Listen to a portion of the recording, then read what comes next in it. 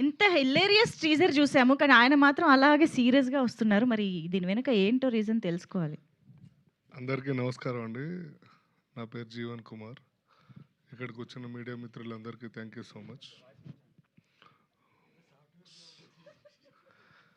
So cinema గురించి మాట్లాడాలి అంటే చాలా బాగా వచ్చింది. చాలా కష్టపడ్డాము. చాలా 3 పూటలు అన్నం పెట్టారు. ఇవన్నీ బాగానే ఉంటాయి. ఇంకా ట్రైలర్ లాంచ్ ఉంది, టీజర్లో ప్రీ రిలీజ్ ఈవెంట్ ఉంది. చాలా ఉన్నాయి మాట్లాడుకోవడానికి. కొన్ని స్టేజెస్ పైన కొన్ని అద్భుతాలు జరుగుతూ ఉంటాయి.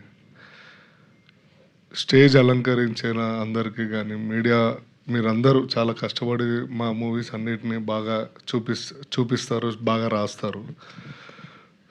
సో ఈ స్టేజ్ పైన ప్రొడ్యూసర్స్ కానీ హీరోస్ కానీ హీరోయిన్స్ కానీ అందరూ ఎప్పుడు మేమందరం చాలా ఎంజాయ్ చేస్తూ ఉంటాము. నన్ను ఏడిపిస్తూ ఉంటాడు మా తీరు కానీ అందరూ.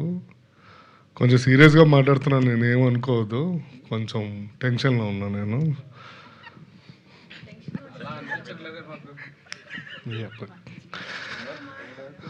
సో ఫన్గా మాట్లాడదాం.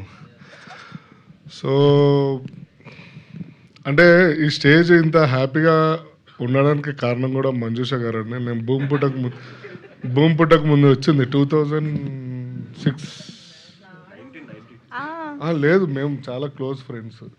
సో వీఆర్ చైల్డ్హుడ్ ఫ్రెండ్స్ అండి, ఏమనుకోవద్దు.